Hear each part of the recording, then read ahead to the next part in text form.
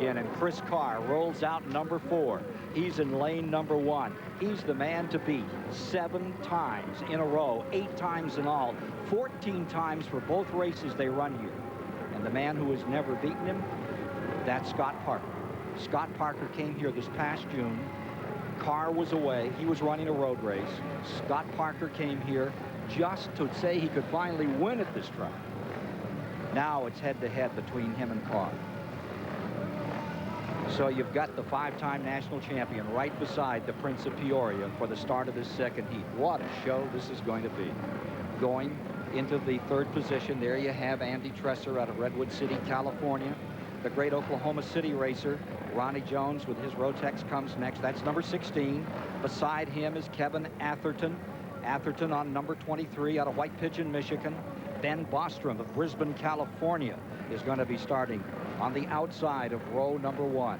I think it's interesting as we look at the rest of the field, and this is about to get underway, to note that Ronnie Jones has never won here, but we go back and take a look at his record at Peoria, and Ken, it was very impressive.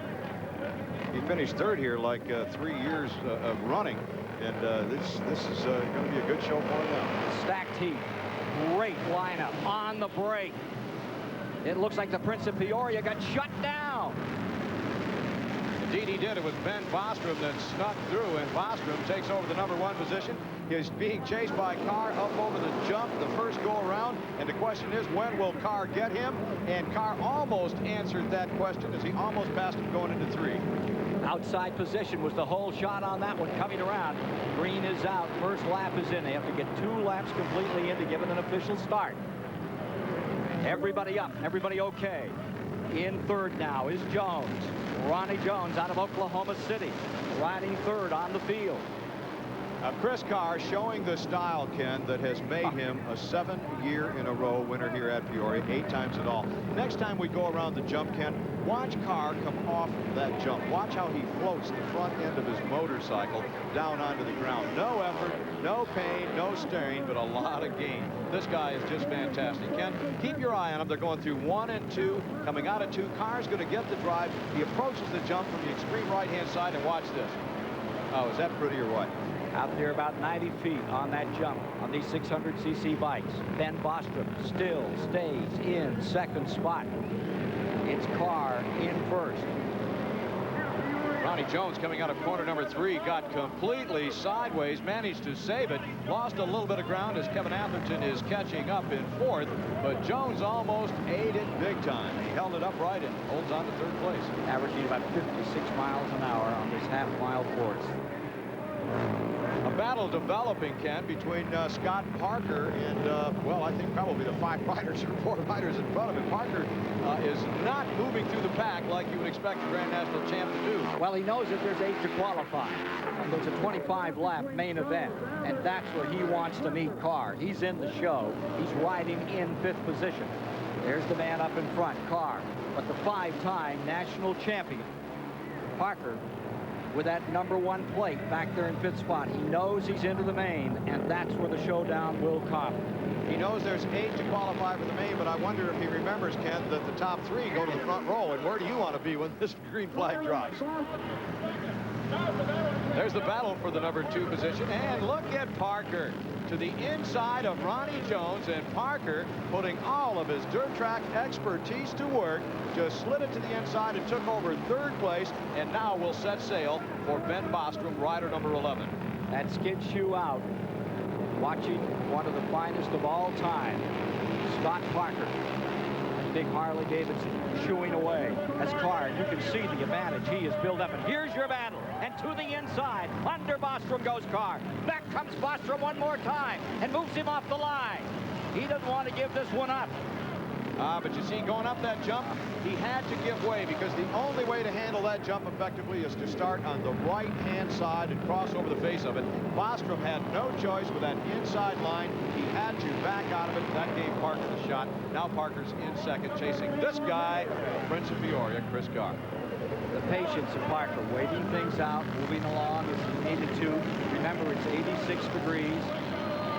This is about the time your helmet It's in the way of your tongue hanging out, getting around this thing. And this is only a heat, folks. Main event upcoming next. You know, one of the biggest problems when we talk about heat is the sweat factor. Ken, it drops down from your forehead into your eyes, and you know, that it stinks. It's a blinding experience, and it becomes very difficult to see. But as long as you're out front, then you feel no pain. You got everything to gain. You don't worry about anything. Ralph Sheheen. Chris Carr is the only rider who will admit that he has tried the jump one time wide open. It is also the one time that he set the track record here, and he said, I will never, ever do that again. White flag and 1 lap to go. On Valley Springs, California's Chris Carr. His Harley-Davidson up in front of the 28-year-old, and it's no contest. And here's a pass to the inside, excuse me, Ken, as Andy Trusser moves by Ben Bostrom. Bostrom has gone backwards on this racetrack. He was the leader, slid back to second, then to third, and is now running fourth. He was fifth, rather. He was passed by Andy Trusser, number 91, and now Trusser working on Jones. But here comes the checkered flag run for Carr. Chris Carr, 32-time winner in the American Motorcycle Association, puts it on him in heat number 2. Parker will come across in second. It'll be Ronnie Jones in third. It'll be Trusser finishing fourth. And then sliding back as they finish that one out, Bostrom finished in that fourth position. We'll wait on that. Let's get an official finish. What do you think? You think Chris likes it here? I think he loves it here. The Prince of Peoria has pulled it off again. CBS Sports Show will continue after this message and a word from your local station. Looking over some of the throng, the poppers out here that come here year after year to see him ride like he just did. There are the results on this second heat. Chris Carr, Scott Parker, Ronnie Jones, Andy Trusser, Ben Bostrom, Steve Beatty taking the number 6 position. And here is key, number 27, Dave Camlin finishes 9th. That was the fastest heat, so Davey Camlin will be the 17th rider in the field. Let's go down to winner's circle. Well, Larry, the motorcycle is already gone here. Chris has given it back to his tuner, Kenny Tolbert, to start working on for the main. Is there more left? You got some tricks up your sleeve, or was that all you got? No, I think he put it over there to maybe check the tire, maybe put a new tire and pour some gas in. Things working too good to fix too much. There's more left in that motorcycle, gentlemen. It's going to be a scary main event. Main event coming up later in the show. We're getting ready to go out for a 12-round welterweight battle. For more on the fight, here's Tim Ryan. Back in '31, a small group of enthusiastic motorcycle riders founded the Peoria Motorcycle Club. And for the last 60 years, the PMC has hosted various state and national TT championships. It's always been a physically demanding course, Peoria, becoming the proving ground for many great riders.